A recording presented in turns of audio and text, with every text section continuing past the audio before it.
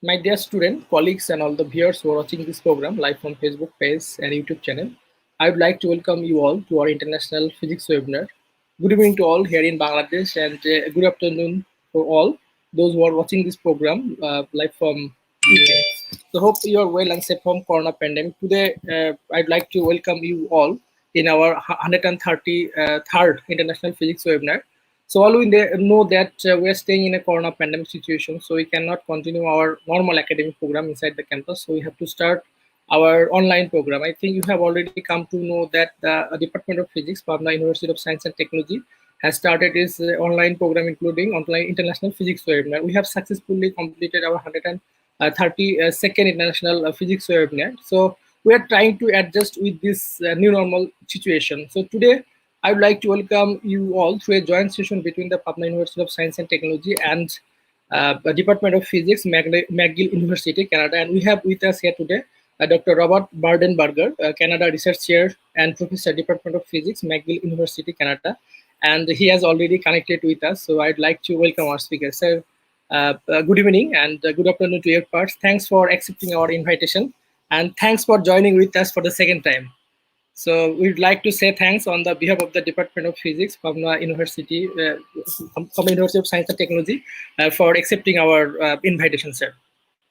So for those who are new, okay, sir. You can. I will share the screen. Yeah, you can share your screen, sir. So, but you can ask questions for viewers and students. You can ask question by commenting, and you can also join with us by link. So I think it will be a very great webinar and interesting too.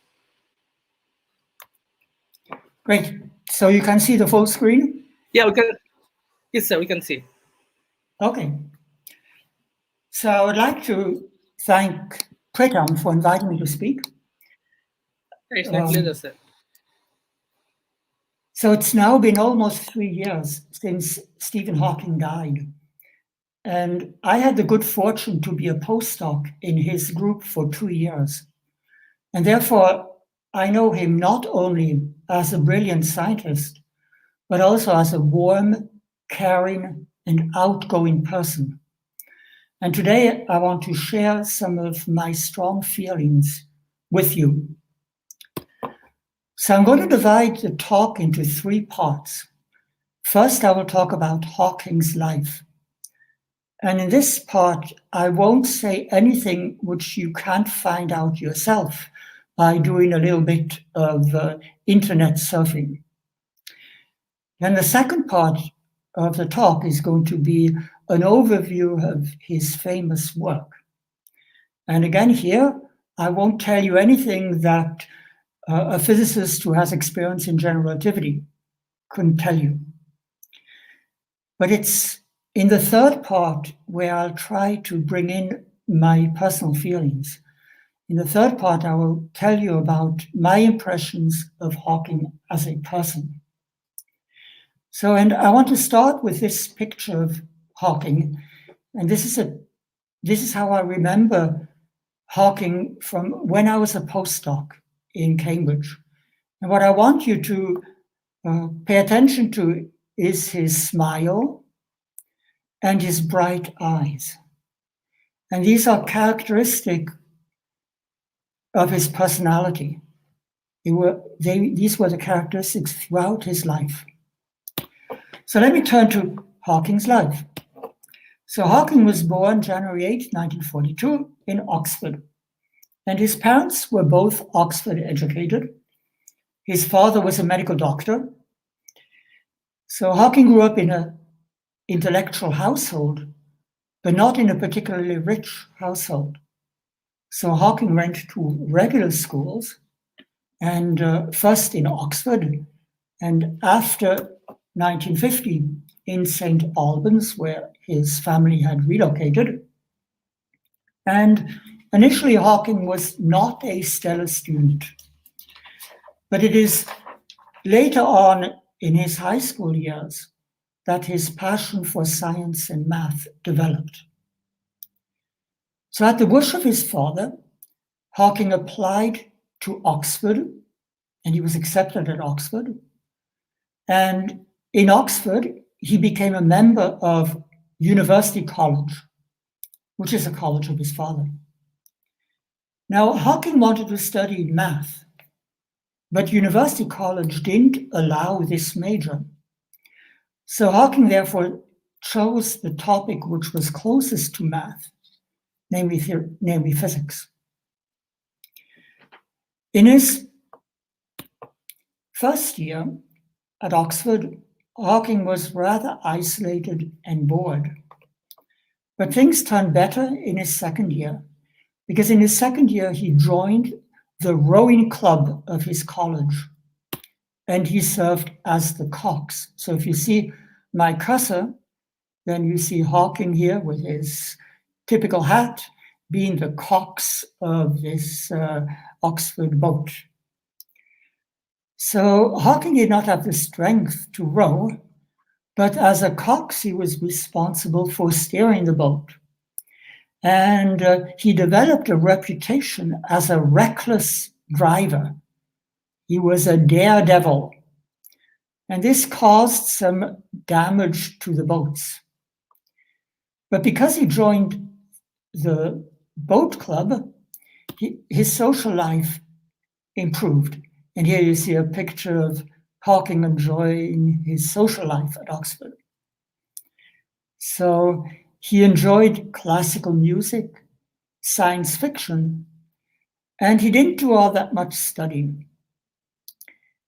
But then eventually, towards the end of the third year, final exams came up. And final exams at Oxford were a set of written exams. And at that point, Hawking started to panic a bit because he wanted to enroll in Cambridge to start a PhD program in cosmology in order to work with the famous cosmologist Fred Hoyle, who actually was the mentor to the famous Indian cosmologist Nalika. But in order to be able to enroll in Cambridge, he needed a first level degree, which is the highest degree you could get at Oxford. But in his written exam, he was borderline between first and second. And therefore, he had to take a viva, which is an oral exam. And during this exam, his mischievous nature showed up. Because at the beginning of his viva, he was asked by his examiners what he wanted to do after graduating from Oxford. And so he told his examiners, well, if you give me a first, I will enroll in Cambridge and study cosmology with Fred Hoyle. But if you give me a second, I'll have to stay at Oxford. And I'm sure you don't want that, and you'll give me a first. And so indeed, he got a first, and he was able then to enroll in Cambridge. But after graduating, this is his graduation picture, he set out on a trip to Iran with a friend. And this shows another love of his that remained throughout his life, namely the love of travel. At that point, in 1962, it was not very common to set out and travel all the way to Iran. So in October 62, Hawking enrolled in a PhD program in Cambridge. But again, in his first year, things were not going very well because he was not given Fred Hoyle as a supervisor, but Dennis Sciama. So that was one setback. The second setback is that he wanted to work in the emerging field of mathematical general relativity, but he realized that his background in mathematics from Oxford was not so strong. So he had some catching up to do. But most importantly, he was diagnosed with ALS, Lou Gehrig's disease, and he was given 2 years to live. So at that point, he thought, what is there to live for? But there were two things that saved him. First of all, the friendship with Jane Weil.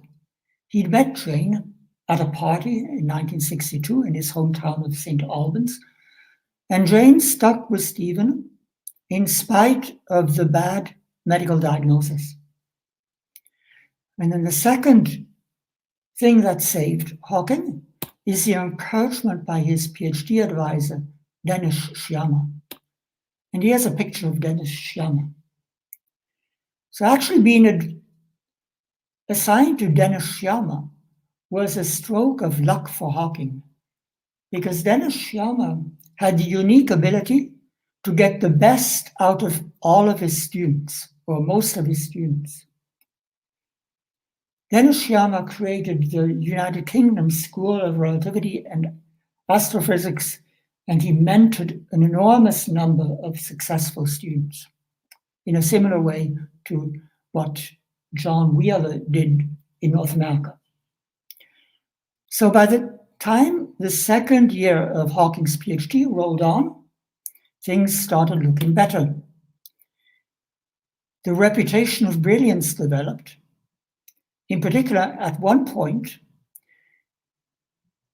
Hawking challenged Fred Hoyle, the famous Fred Hoyle, after a talk of Hoyle's, where Hoyle was talking about the steady state cosmology, and Hawking was challenging Fred Hoyle, making the point that the Big Bang cosmology was much better founded. So things went well, and at the end of his third year, he'd have finished his PhD thesis, and then in March 1966, he defended his thesis. And here's a picture of the final page of his PhD thesis. So you see it's dated October 1965, and it says, "This dissertation is my original work." And already at that point, his handwriting was very bad. So at the end of his PhD, he had a job waiting for him, a research fellowship at King's College in Cambridge. And his PhD thesis shared the first prize, the Adams Prize, and his thesis shared the first prize together with an essay by Roger Penrose. On the personal side, things were also going well. The disease was progressing much more slowly than anticipated. Hawking had gotten engaged to Jane, and in 1965, Stephen and Jane got married. And here's a picture at their wedding. You see, at that point, Hawking already was forced to walk with a cane. Hawking and Jane had 3 children, Robert, Lucy, and Timothy. And family life was always very important to Hawking. And here you see a picture of Hawking and Jane, together with their 2 older children, enjoying a barbecue in front of the Cambridge residence, which was provided to the family by Cambridge University. So family was always important to Hawking, and he also was always very interested in the friends and family of his collaborators. And I still remember that many years after I left Cambridge, I returned to Cambridge with my family and with our daughter, and Stephen was delighted when I introduced him to our daughter. Now, professionally, things were going from good to better. In 1969, his fellowship at King's College was elevated into a fellowship of distinction. In 1971, an essay won the Gravity Research Foundation essay competition. In 1973, he summarized the work that he did as a PhD student and in the years following as a textbook called The Large-Scale Structure of Space-Time. This is a textbook in collaboration with George Ellis. And I also have a story to tell you here. So Hawking was always down to earth. And when I mentioned this textbook to Hawking at one point while I was a postdoc in Cambridge, he sort of chuckled and said, hopefully I've learned how to write better in the meantime. So for the physicists in the audience, don't necessarily read this textbook. In 1974, he was awarded a distinguished visiting professorship at Caltech. And during this visit, he established a lifelong collaboration with Kip Thorne. I'll show a picture of that later. When he returned to Cambridge, he became reader. And at that point, reader meant professor. And in 1977, he became professor, which at that point in England meant group leader. And in 1979, he became Lucasian Professor of Mathematics, which is the highest professorship in the sciences which Cambridge offers. It's the professorship which Newton held at one point centuries ago. So this is a picture of Hawking in Cambridge. So he needed a wheelchair. And like, in the same way that he developed his reputation as a daredevil Cox in Oxford, he developed a reputation as a daredevil wheelchair driver in Cambridge. So his work was appreciated. He became one of the youngest fellows of the Royal Society ever. He won the Eddington Medal, the Danny Heinemann Prize, the Albert Einstein Medal. He became commander of the British Empire, then some other prizes. And late in his life, he was awarded the United States Presidential Medal of Freedom. And in 2013, he was awarded a special fundamental physics breakthrough prize worth $3 million US. And here's a picture of him receiving the US Presidential Freedom Medal. So this is what I wanted to tell you about Hawking's life. And let me move on now and tell you a little bit about his work. So this is going to be a little bit more technical. So Hawking's research focus was Einstein's theory of general relativity. And there are 2 points about Einstein's theory that I want you to remember. So the first point is that matter curves space-time. And this is illustrated in this diagram. So if you imagine that space is the analog of this fabric, which you see, then matter causes curvature of space, like the Earth creates curvature of space around the Earth. And then a smaller mass, like the Moon, moves in the curved space created by the curvature of the Earth. So this is the first key point: mass curves space. Now the second key point is Einstein's equivalence principle, which says that in free fall, the effects of gravity are invisible. But since this second principle is not going to be important for the rest, I'm going to skip over it. Now, Einstein's theory led to 2 very interesting predictions. The first prediction is the existence of black holes. So let's look at what happens to a star a little bit more massive than the sun if you compress it. So let's imagine we take this star. So the yellow region is the region of the star. The star is a little bit more massive than the sun. So space is curved a little bit in the vicinity of the star. And then you start to compress the matter of the star. So as you compress the matter of the star, curvature of space at the edge of the star becomes bigger and bigger. And eventually, as you compress the star even further, the curvature becomes so big that nothing, not even light, can escape. And this is a black hole.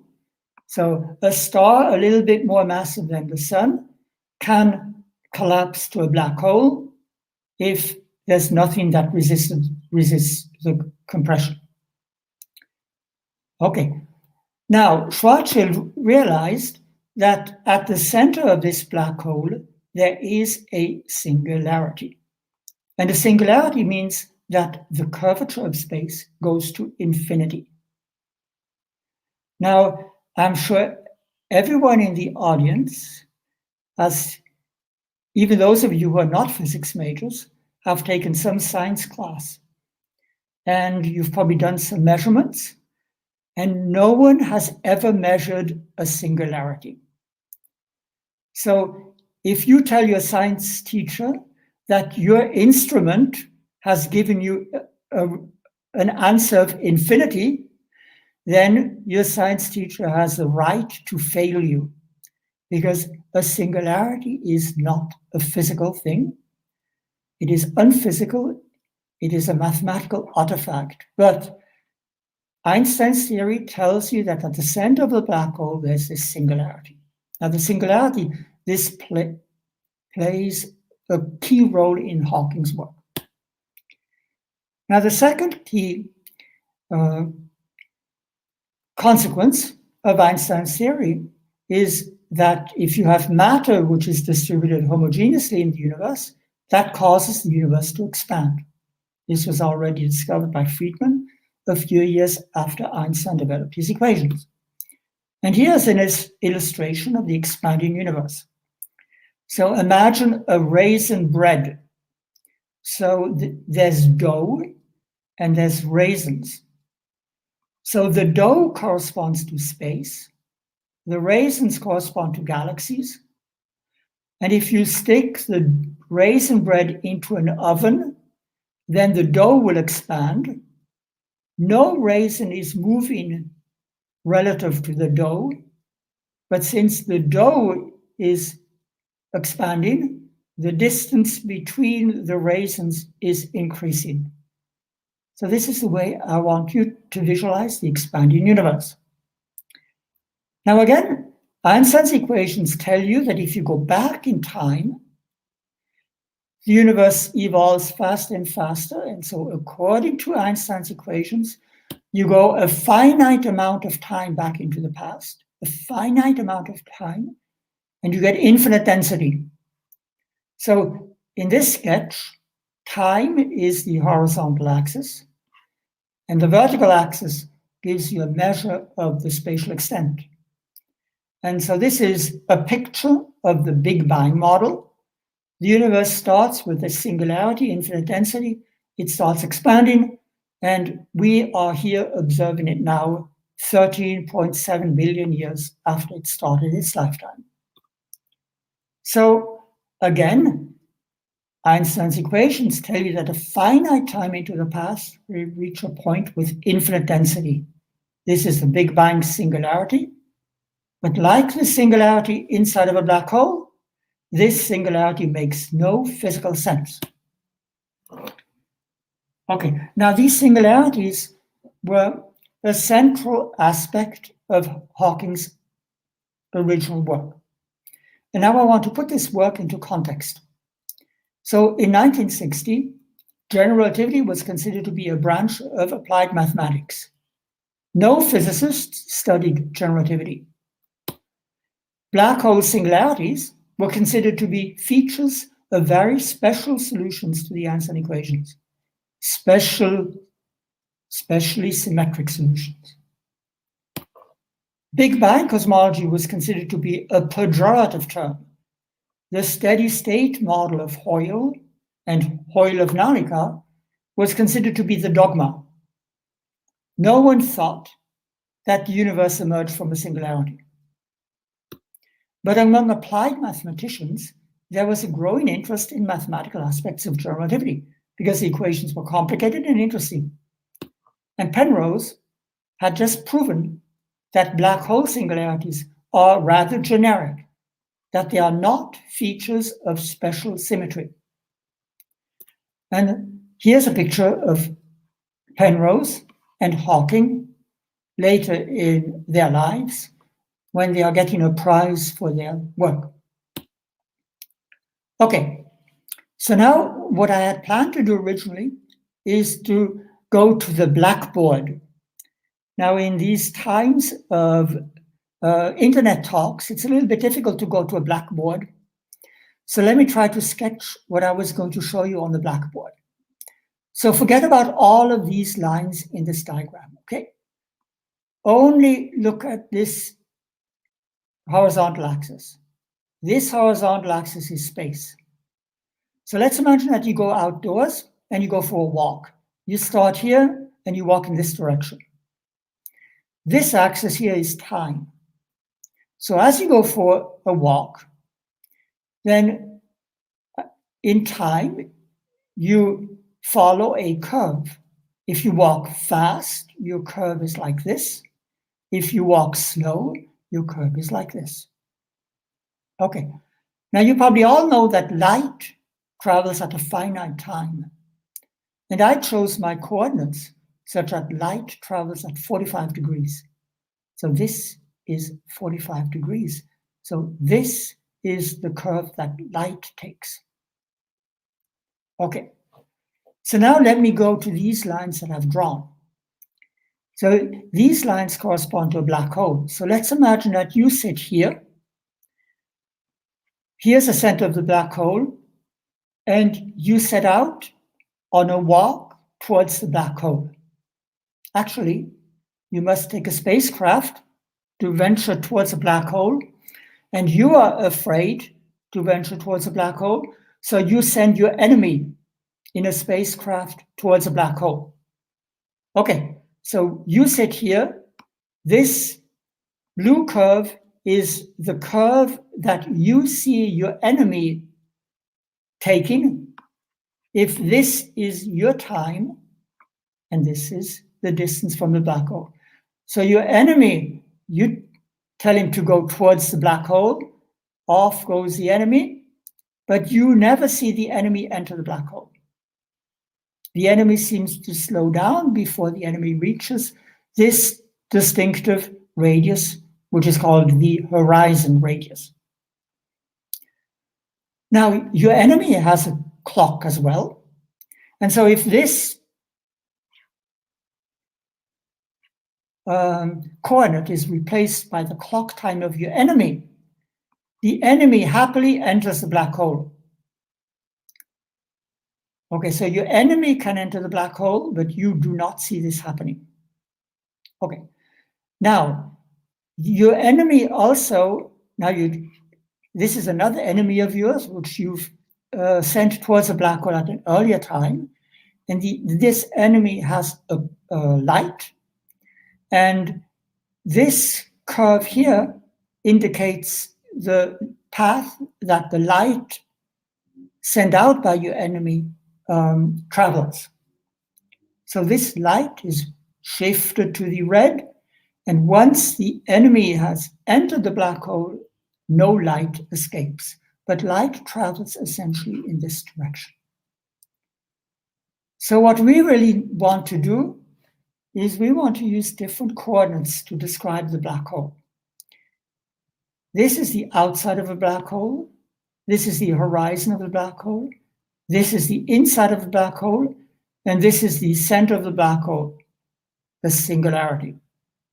And this is the path that your enemy takes. And if your enemy sends out light at the point that your enemy enters the black hole, then the light will travel 45 degrees. So this is a crystal Penrose diagram. This is infinity. This is the outside of a black hole. This is the inside of a black hole. Okay. So Penrose had shown that this singularity inside of a black hole is rather generic. And Hawking's PhD research was devoted to extending the singularity theorems to cosmology. During the time that he was a PhD student, he was able to produce a lot of papers, which were published in journals like Physical Review Letters the prime journal in North America, or in the Proceedings of the Royal Society London, which was at that point the prime journal in the United Kingdom. Many papers, and this work culminated in a joint paper by Hawking and Penrose summarizing the singularity theorems. So what Hawking showed is that also in cosmology, generically, if you use Einstein's equations, then the universe has emerged from a singularity, which makes absolutely no sense. And here's the title page of this key paper by Hawking and Penrose, again published in the Proceedings of the Royal Society of London. Good. So for those of you who are mathematically inclined, you can read what the theorem states. So the Egni theorem has some assumptions, but I will jump to the corollary. The corollary is that given that we observe an expanding universe today, then if we believe the Einstein equations, then there was a singularity in the past. Which means, since singularities are unphysical, it means that Einstein's equations break down in the early universe. Now, this work had a lot of impact because around the same time, the microwave background radiation was discovered by Penzias and Wilson. And based on this, standard Big Bang cosmology was developed, mainly by Peebles. And the discovery of the cosmic microwave background, that was almost a fatal blow to the steady state cosmology. So this was a paradigm shift in cosmology. At the same time, astronomers had discovered strange objects called X-ray binaries and quasars, which looked to be point-like in the sky, but they emitted as much light as an entire galaxy. And a good explanation for those objects is that they were powered by black holes. So there was a growing interest in astronomy, cosmology, and relativity. And here's a picture of Jim Peebles, who won the Nobel Prize in 2019, and he's Canadian, and therefore, since I'm teaching at a Canadian university, I have to show this picture. So Hawking moved on, and Hawking realized that according to Einstein's equations, the area of a black hole horizon can never decrease. And so it behaves very similar to entropy. So likely disorder on your desk can never decrease unless you exert some effort and produce heat. Classically, the black hole horizon has to grow in area. So this is the so-called second law of black hole thermodynamics. And in fact, Hawking proved it. There was parallel work by Bekenstein, and Hawking developed, in fact, the 4 laws of black hole thermodynamics. And I will just flash the other ones up, but move on. Hawking also proved the no-hair conjecture. So if you just use Einstein's equations and you use the usual equations of electricity and magnetism, then you find that all black hole solutions are described by 3 numbers: mass, charge, and angular momentum. So there's early work by Werner Israel, and Hawking, Cott, and David Robinson provided a proof. So let's imagine that you take the Encyclopedia Britannica, which has a huge amount of information, and you throw it into a black hole. Now, this no-hair conjecture implies that the only information that is left over from the Encyclopedia Britannica, the only thing that you can retrieve, is the mass. This is a bit strange. So again, there are more things that are strange about the fact that black holes behave like thermodynamic objects. So Hawking had proven that black hole, that there's black hole thermodynamics, and it's analogous to real thermodynamics. But thermal objects ought to radiate. But black holes, nothing can classically escape. So using classical physics, black holes cannot radiate. So this is a paradox. And Hawking realized that by including a little bit of quantum mechanics, you can show that black holes radiate. And they radiate with a temperature which is inversely proportional to the mass of a black hole. So a black hole in isolation has a particular mass. It will radiate, it will lose mass, the temperature will increase, and therefore the radiation becomes stronger, and that leads to a finite lifetime of a black hole. So the heuristic argument for this is that due to quantum mechanics, you can get a virtual particle-antiparticle pair produced near the horizon. One of the particles falls into the black hole, and the other must escape to infinity. The correct argument is actually particle production in an external gravitational field. So let me go back to this diagram. So Hawking radiation is the fact that an observer at infinity will observe thermal radiation coming from the inside of a black hole. And this is due to the fact that near the horizon, a particle-antiparticle pair is produced. One escapes to infinity, the other one falls into the black hole. So now we really have a problem, a black hole information loss problem. You throw your Encyclopedia Britannica into the black hole. Not only can't you measure the information anymore because the black hole, because of the horizon, but the black hole will evaporate. And eventually, all you see is the thermal radiation. And the black hole has gone. So what's happened to the information? There's no more interior. So this is a real problem. One possibility is that information is lost. But that violates the principles of quantum mechanics. Another possibility is that information is emitted somehow before the black hole decays. This means that Hawking radiation is not perfectly thermal. It means that Einstein's equations break down. So Hawking always had a mischievous streak. He liked to bet, even if he thought that there was a good chance that he would lose the bet. And on a visit to Caltech, he made a famous bet together with Kip Thorne. This is Kip Thorne. So Hawking and Thorne bet that information is lost, that quantum mechanics breaks down.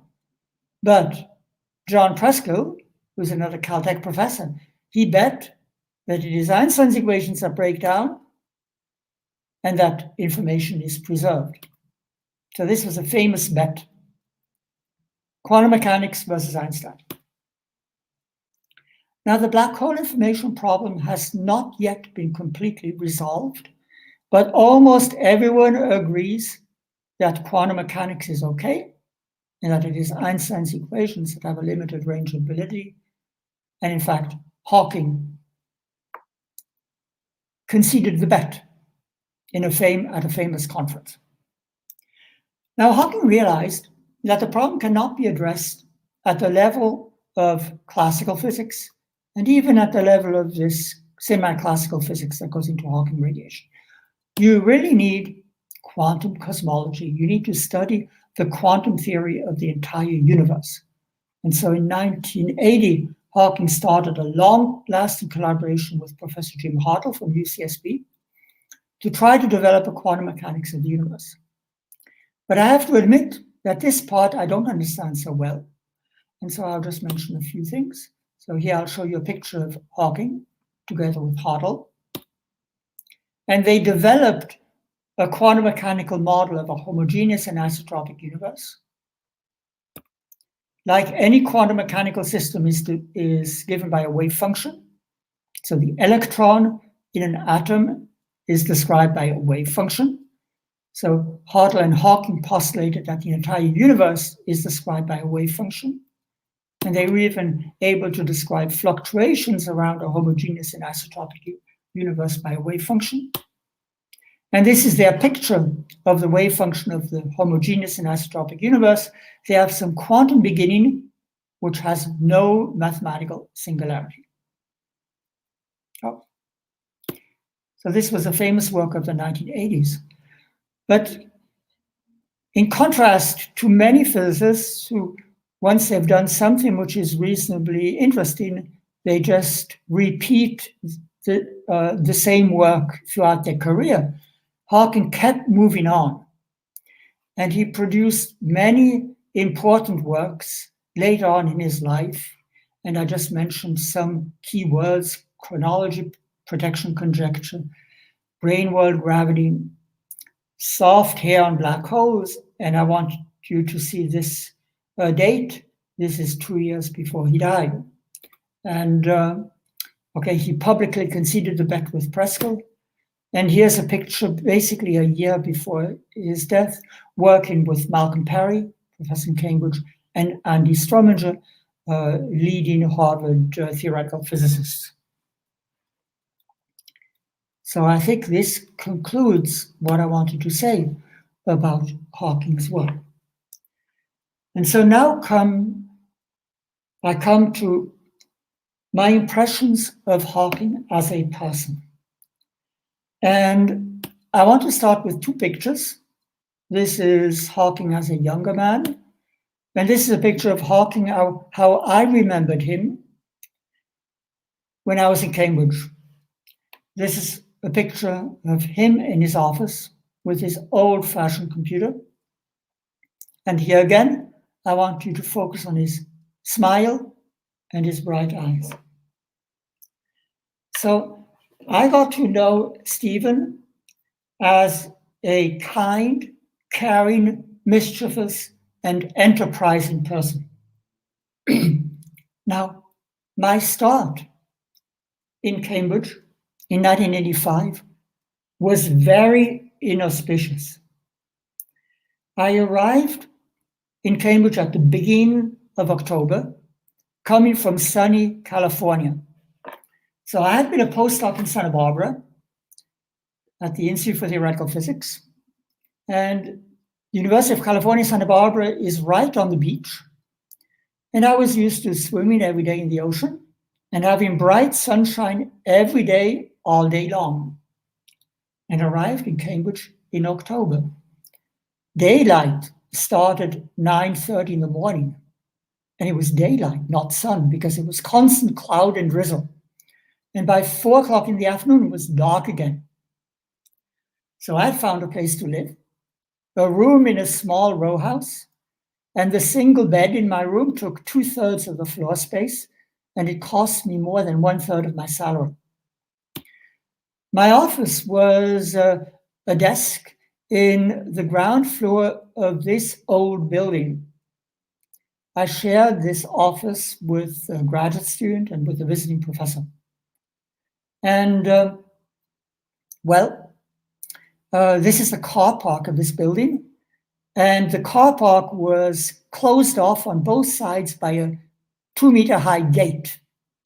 And the gate was locked at about 7 or 8 o'clock in the evening. And I like to work in the evening, but I couldn't work in my room, so I liked to work in the office, which meant that every evening I had to climb over the gate in order to get out. Now, Stephen, at that point, was in the hospital. He was recovering from a tracheotomy. He just lost his voice because on a trip to Switzerland, he got pneumonia and had to have this emergency operation. Now, Hawking was very keen to see me. I was his new postdoc, and he was very worried that coming from Santa Barbara, in light of the dark sky and in light of this old building, I might desert him like his previous postdoc had deserted him. His previous postdoc had joined a small unknown startup company called Microsoft. Now, I visited Stephen in the hospital, and Stephen was very keen to tell me something. But the only way to communicate with Stephen at that point was through a spelling board. So I had to hold the board up, and in one corner of the board was a set of letters. In the other corner was another set of letters. And I had to watch Stephen's eyes pointing to one corner or the other, and I had to try to find out what he was trying to say. And this is an unmitigated disaster. I could not understand anything, and I got more and more nervous. So this was a rather terrible experience. Okay, I have another couple of stories, but in light of the time, I will skip those stories. I will just mention that all changed when Stephen returned from the hospital to the MTP, this department which you see. So at that point, Stephen needed 24-hour nursing care, and so he didn't make it into his office until around noontime, so he missed the typical morning coffee. But he was always present for the afternoon tea, traditional British afternoon tea. So he would always roll out in his wheelchair for the afternoon tea, and all group members would join in and sit around a big table and chat and have tea. And at that point, there was a computer system with which Stephen could communicate. So Stephen still had a little bit of control of one hand, and so he could hold a button, and there was a computer attached to his wheelchair. There was a screen that first scrolled words, and Stephen could touch the button and halt the cursor at the word he wanted to say. And if the word was not a common word, he could then go to the second level of the computer system where it would be letter by letter. And so he could slowly but steadily spell out. And then there was a sound generator. When he'd finished spelling things out, he pressed the button and the machine would speak. And so this allowed us to communicate with him. Now, naturally, we learned how to ask him questions which had yes-no answers. And the yes-no we could glean from his eyes. Anyway, it was possible to communicate with Stephen. And it was clear that Stephen was interested in his group members, not just as people who were doing calculations for him, but he was interested in his group members as people. So one story, one afternoon during tea time, a couple of students were talking to each other about going to a movie in the evening. And then suddenly the machine says, "Can I come too?" And indeed, in the evening, Stephen and his nurse came to the movie. And this is Stephen with his wheelchair. The wheelchair has the screen, and the computer system is under the wheelchair. This whole wheelchair with a whole computer system was rather heavy. So at this point, I should also mention that Stephen was the only staff in this department who made an effort to create such a social atmosphere. And I really appreciated it. Stephen was becoming a public figure, and he often got prizes. And the first thing he did when he got a prize is he would organize a party and invite all of the group members, in fact, all of the department members to this party. And this shows him at one of the parties, and the parties featured music, drink, and he would also try to dance in his wheelchair. So the prize money also funded Friday group lunches. And having group lunches was unheard of in Cambridge at that point. Faculty and graduate students usually headed off to their own colleges for lunch and left the poor postdocs and unaffiliated graduate students alone. But these Friday group lunches, they brought the group together and they built a broader scientific community. Everyone in the group got to know what the others were working on, and this was highly appreciated.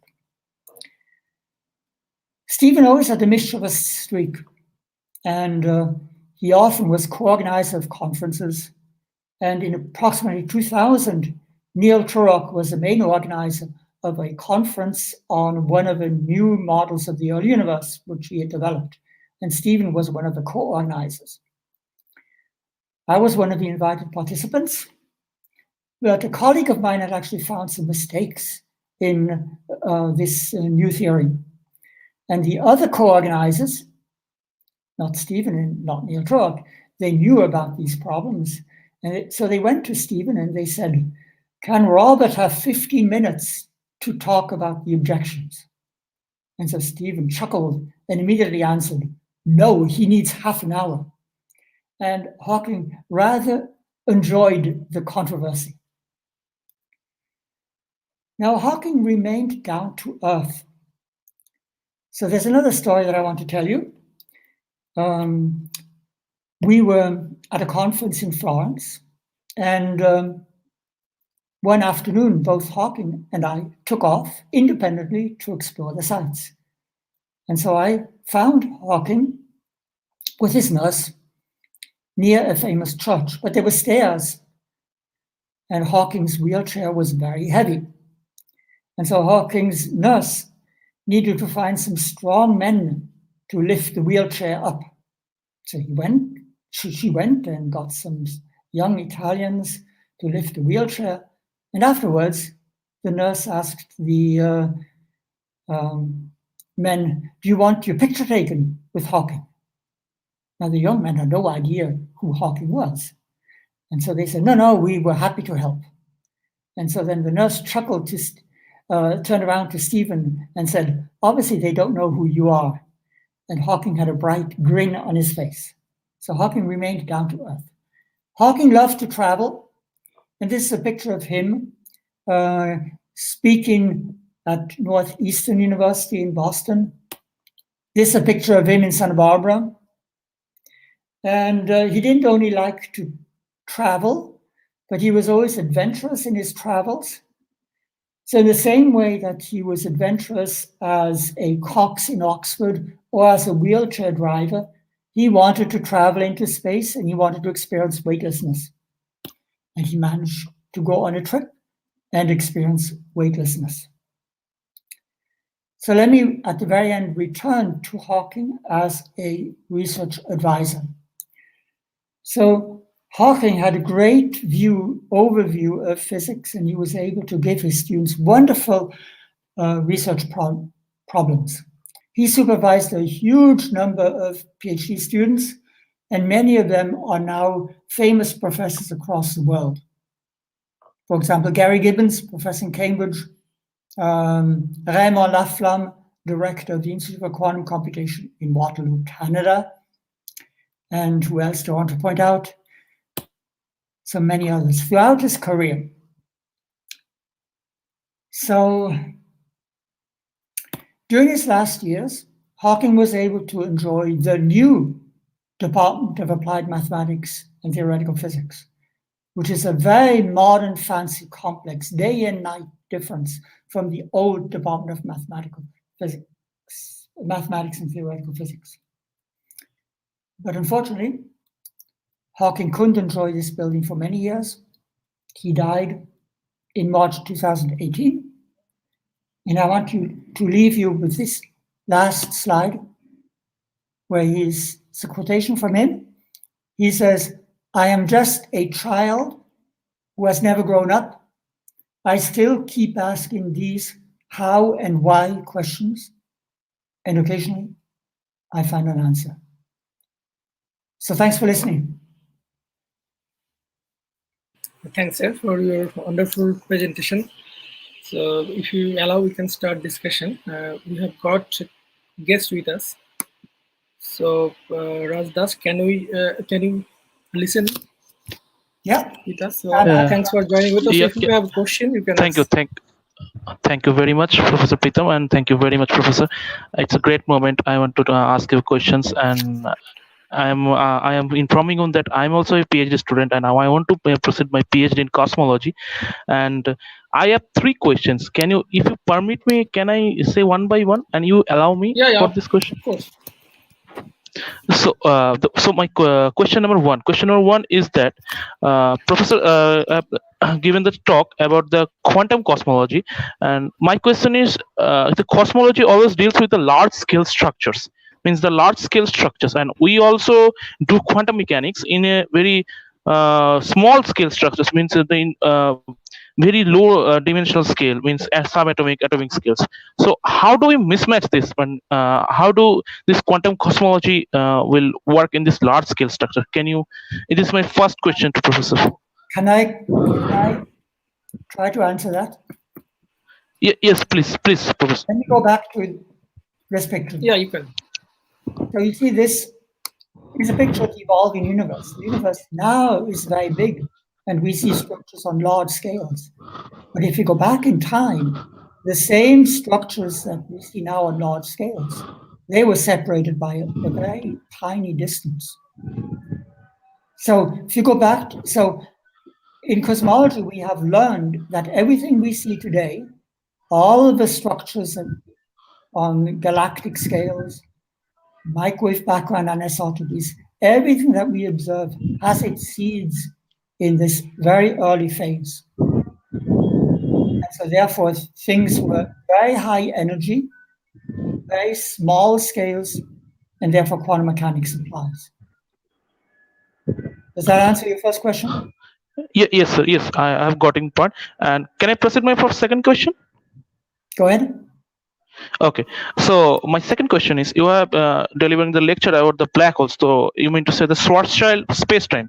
My question is, if I encounter the dark energy in Schwarzschild space-time, so what should I do in theoretically? Means I have to mismatch the Schwarzschild metric with FRW metric, or I mean to say, how I can the clear mathematical concept of the this lambda time term from this Right, Schwarzschild metric. so this is Yes, a yes. technical question, and I'll also give you a technical answer. Okay. So if you have a cosmological constant, then the Yes, space, yes, Cosmo. the space-time is de Sitter space-time. Now, in de Sitter space-time, you can embed black holes. This is called the Schwarzschild de Sitter solution. Okay. So there's Okay. no conflict between dark energy and black holes. You Okay. have black holes embedded in an expanding universe. Mathematically Okay. consistent. Thank you. Thank you. And so my third questions, it's my personal, but I want to start my research career because I am very beginning PhD student and my coursework is going on. So in cosmology or quantum cosmology, is this possible in this era to work with pen and paper research? Now in this era, it is workable, or I mean hardcore theory? Okay, this is actually a very good question. So now, again, it's nice. I can illustrate my answer in terms of, again, this slide that you have. So if you really want to understand what's going on in the very beginning, this is the realm of pen and paper work. But if you want to, in detail, study, so you develop with pen and paper models of the very early universe. But then if you want to make a connection with what we observe today, then in order to understand this period here, the period after the microwave background has been released, then more and more you need computational. So you mean to say that so clear scientific progression where I need to study also observation with my theoretical approach. I mean, only theoretical approach is going to from modeling. The I mean, say example lambda CDM, just like or various different models. Am I correct? Well, you see, So so you mean to say the my pen and paper approach or theoretical approach is limited in the modeling of the universe, but in detailed scientific explanations we need to study observation. Am I you correct, need sir? need a combination. You need a Oh, combination. okay. Combination. Combination. Thank you very much, sir. It's a great moment. Thank you, Professor Pretam, for asking me the opportunity to questions. Thank you very much, sir. I think Yeah, you will thanks for do joining well. with us. Okay. Welcome. Okay. Bye. So we have some question in inbox. So the first question. So what is the singularities of gravitational collapse? Can you repeat the question? What are the signatures? So, yeah. What are the singularities in gravitational collapse? Right, the singularities in gravitational collapse are the same as a singularity inside a black hole. So let me go back. No, I have to go forward. Okay. So you see, if you have a star which is collapsing to form a black hole, then this part of the space-time diagram remains unchanged. The only thing that changes is this part of the diagram. So gravitational collapse of a star leads you to a singularity, like the singularity inside of a black hole.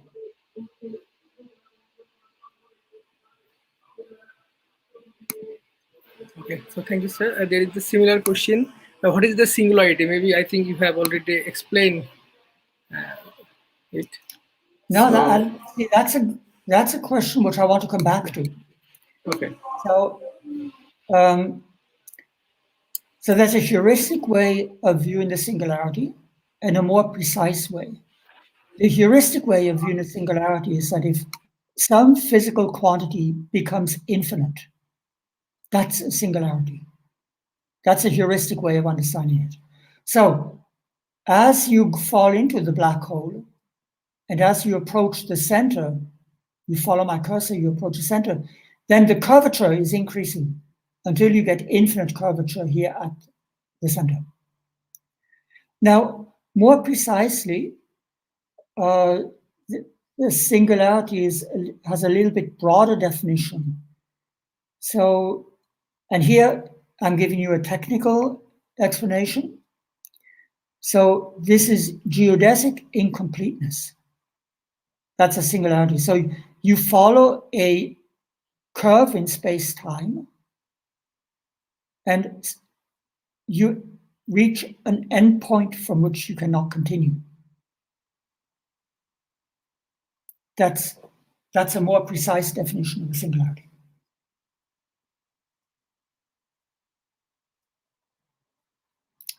Does that help? So does the curvature of the space-time depend on the mass of the body? Okay, so let me illustrate it again in terms of this graph.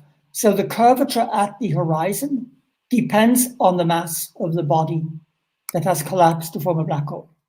So here, it depends. However, the fact that you have infinite curvature at the center, that's independent of the mass of the body.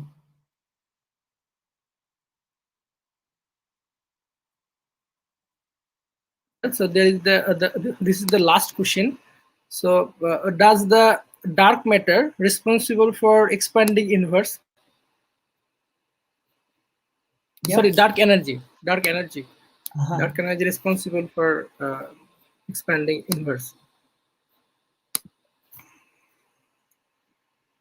Okay, the universe expands without dark energy. Any kind of matter will cause the universe to be dynamical. Okay. So what dark energy does is it causes the universe to expand, to undergo accelerated expansion. Okay. And we seem to see accelerated expansion today. Thank you, sir. So for wonderful presentation and discussion session. So we have learned a lot of unknown things about the Stephen Hawking from you, as you were the postdoc student of him. So thanks for sharing information of him with us. So thanks again for accepting our invitation. So I think students have learned a lot of things about physics, about his research and his life and his vision. So thanks for joining with us. We would like to say thanks on the behalf of the Department of Physics, Pabna University of Science and Technology, for accepting our invitation for the second time, sir. So bye for today, Thank you. and yeah, hopefully we'll Thank you arrange for listening. another webinar with. Yeah, thank you, sir. And Bye I for will today. stop sharing the screen. Yeah, bye, sir. Good.